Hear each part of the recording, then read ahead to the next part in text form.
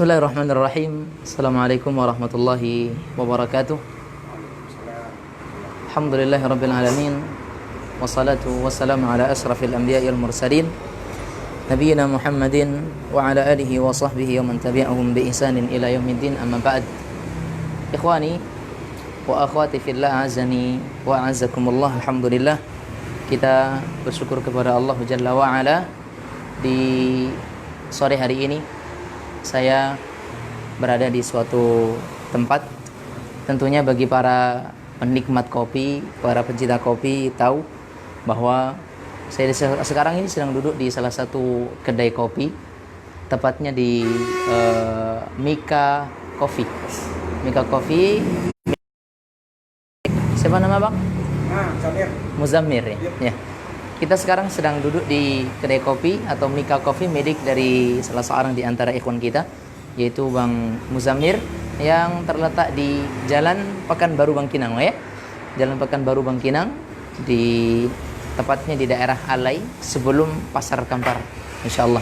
Maka sebelum kita menyampaikan beberapa hal berkaitan dengan kopi di sini, maka bagi para penikmat kopi, para pecinta kopi, silakan untuk mencoba menghadiri atau kemudian hadir di kedai kopi ini, karena di sini disediakan beberapa varian rasa kopi. Ada yang panas juga ada yang dingin. Sebagaimana juga terlihat di hadapan saya di sini sudah ada dua bentuk kopi, ada yang dingin kepada pemilik kedai sendiri, dan juga ada apa yang di depan saya di sini adalah kopi yang panas. Baik.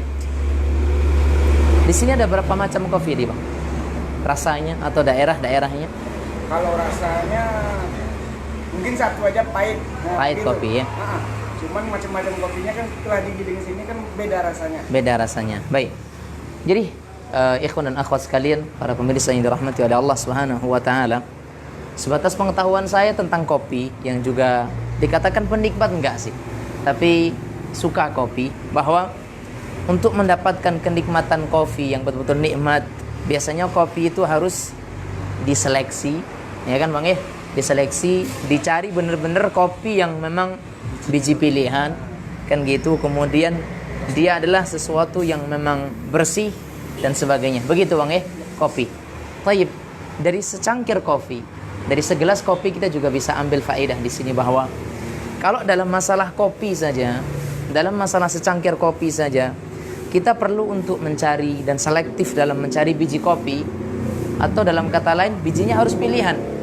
Benar-benar yang murni, benar-benar yang sehat, benar-benar yang bersih dari kotoran-kotoran, untuk mendapatkan hasil yang sempurna dari segelas kopi tersebut. Seandainya dalam segelas kopi saja seperti ini, harus kita selektif dalam memilih biji kopi. Tentunya dalam masalah agama, dalam masalah ilmu, dalam masalah mencari guru, kita juga harus selektif. Harus benar-benar mencari pilihan dalam masalah ilmu dan agama. Karena apa? Dalam masalah agama kita nggak boleh main-main, nggak boleh sembarang nyari ilmu, nyopot ilmu. Semua guru kita ambil, semua orang yang berceramah kita ambil, semua orang yang kemudian menyampaikan sebuah kajian kita ambil mentah-mentah, tanpa kita seleksi, tanpa kita pilih-pilih. Karena apa? Salah seorang di antara salaf ada yang mengatakan bahwa inna hadzal ilma dinun, sesungguhnya ilmu ini adalah agama. Fanduru amman ta'khuduna dinakum, maka lihat dari mana, kepada siapa kalian mengambil ilmu. Nah, dari segelas kopi, secangkir kopi, kita bisa mengambil pelajaran, atau mungkin filosofi kopinya di sini, bahwa kopi tidak akan didapatkan sebuah rasa yang nikmat, hasil kopi yang baik, kecuali atau melainkan dari sebuah biji kopi yang pilihan. Agama seseorang pun seperti itu. Agama kita, ilmu yang kita ambil tidak akan menjadi sebuah ilmu yang pilihan, yang baik, yang sempurna, kecuali dengan kita mengambil sumber yang baik, mengambil daripada sumber ilmu yang benar-benar percaya, ada kemudian sumber yang valid, yang bisa kita pertanggungjawabkan. Sebagaimana biji kopi juga harus kita pertanggungjawabkan kualitasnya. Karena tanpa adanya kualitas di dalam sebuah secangkir kopi, mungkin baru beberapa mulai usaha sudah harus hengkang, gulung tikar, karena nggak ada nikmatnya dalam kopi tersebut. Begitu dalam masalah agama.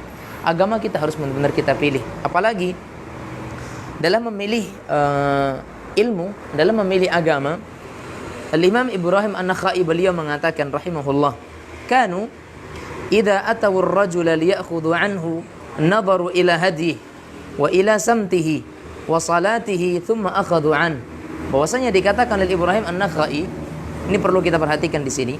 Para salaf dulu, para ulama kita, para sahabat atau para salaf, jika mereka mendatangi seseorang untuk diambil ilmunya, untuk diambil pelajaran dari mereka, maka mereka akan memperhatikan terlebih dahulu dari seseorang tersebut tentang akidahnya, kemudian bagaimana tentang akhlaknya, dan juga bagaimana salat mereka. Begitu para salaf dulu.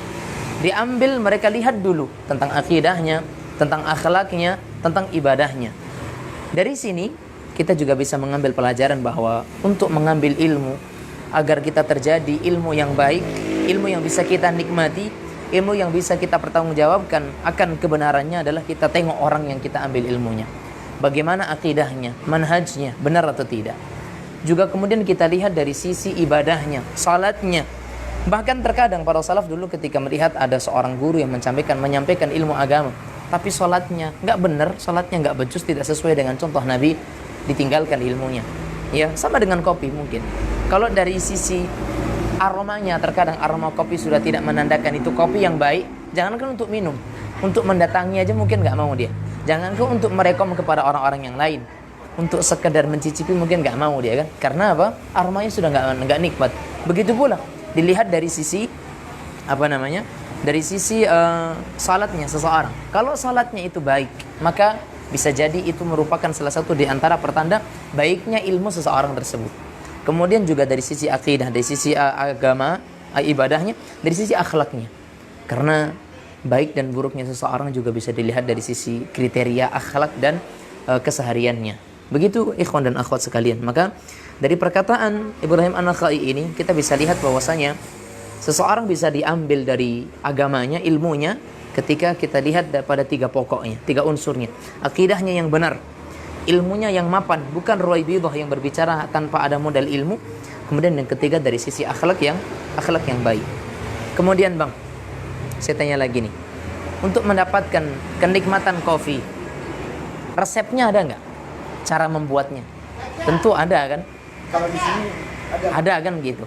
Karena ya sebatas yang saya ketahui, kalau salah dalam menerapkan resep, mungkin cara ngaduknya, atau mungkin mana yang lebih dahulu antara gula dengan kopinya kan gitu, salah resep nanti rasanya pun nggak dapat kan gitu.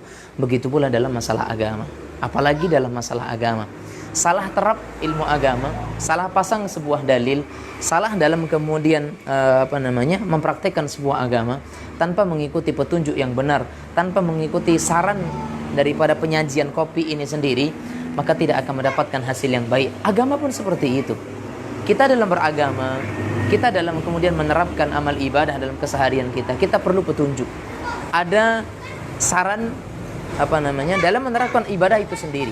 Itu Rasul kita Muhammad sallallahu alaihi wasallam. Maka dari sini ikhwan dan akhwat sekalian, ikhwati fil azani wa azakumullah, ketika kita ingin menikmati secangkir kopi, penyajiannya harus sesuai dengan saran dan petunjuknya. Begitu pula dalam beragama, dalam menjalankan agama, dalam menjalankan ritual ibadah, kita juga harus sesuai dengan petunjuk, saran yang dibawa oleh Nabi kita tercinta Muhammad sallallahu alaihi wasallam. Jangankan dalam masalah agama, masalah dunia saja kalau kita sudah melenceng dari koridor petunjuknya, itu akan tidak mendapatkan hasil yang maksimal, apalagi dalam masalah agama. Maka intinya Bang di sini, dari ngobrol-ngobrol kita di sini, sebelum nanti kita menikmati secangkir kopi ini, bahwa dari secangkir kopi kita mendapatkan pelajaran bahwa setidaknya ada dua pelajaran, bahwa dalam menikmati sebuah kopi kita harus menyaring biji kopi yang benar-benar berkualitas. Begitu juga dalam memasak kopinya harus sesuai dengan resep, sesuai dengan sarannya agar mendapatkan kenikmatan yang lebih. Begitu juga dalam masalah agama, kita harus ambil ilmu daripada sumber yang memang betul-betul teruji, sesuatu yang memang bisa dipertanggungjawabkan tentang asal-usul ilmu tersebut. Juga kemudian kita jalankan agama sesuai dengan saran, petunjuk yang dibawa oleh Nabi kita sallallahu alaihi wasallam. Terakhir nih, kita bukan masalah agamanya, mau ngobrol sama tuan rumahnya. Usaha ini dibuka sejak kapan? 3 bulan. Baru 3 bulan? Baru 3 bulan, subhanallah. Untuk peminatnya di Kampar nih gimana? Untuk peminat alhamdulillah lah. Alhamdulillah ya. Yang transfer Buka setiap hari? buka setiap Setiap hari mulai jam jam 10 sampai jam 10 malam. jam 10 pagi sampai jam 10 malam. 12 jam ya. 12 jam. 12 jam, Masya Allah. Baik. Omsetnya kalau boleh nanya-nanya nih. Omsetnya. Atau jangan omset dulu.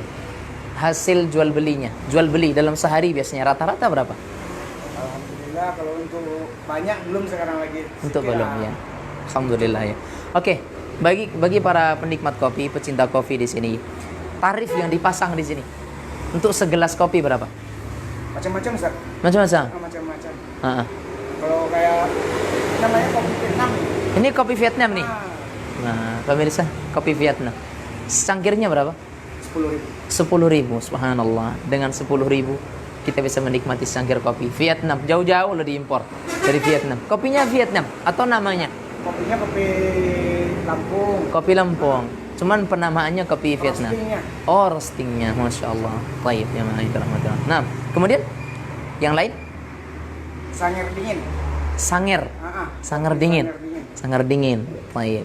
Sanger dingin berapa untuk segelasnya? 12.000. 12.000. Jadi untuk yang kopi Vietnam dia 10.000, yang sangar dinginnya 12.000. Baik, ada yang lain? Ada. Ada. Berapa di sini untuk Kalau kopi-kopi biasa, robusta biasa 7.000. untuk orang musta biasa 7.000. Baik, berarti yang untuk paling bawah 7.000 ya. 7.000. Yang paling tinggi? 12.000 tuh. Oh, 12.000 yang sangar dingin tadi ya. Sama ada 12.000. juga menu lain lagi, kocok telur namanya. Oh, kocok telur. Tapi campurnya kopi juga. Kopinya kopi. Tetap kopi. Berarti untuk intinya andalannya di sini kopi ya. Kopi. Untuk ini, Bang. Ini kopi mana nih? Hitam deh. Ya. Kopi Lampung. Kopi Lampung. Ini sama. Kopi Gayo. Kopi Gayo Aceh. Ya. Aceh. Baik. Ikhwani wa akhwati fil azani wa azakumullah. Sekali lagi bagi para pecinta kopi silakan menikmati Mika Coffee milik usaha daripada Abang Muzamir hafizahullah taala di Jalan Pekanbaru Bangkinang, tepatnya di sebelum Pasar Kampar sebelah kanan dari arah Pekanbaru, arah Bangkinang sebelah kiri setelah jembatan Pasar Kampar. Demikian, semoga sajian sore ini bermanfaat bagi kita semua karena saya juga nggak sabar lagi menikmati secangkir kopi yang sudah disediakan di kopi ini. Barakallahu fikum, wabillahi taufik. Wassalamualaikum warahmatullahi wabarakatuh.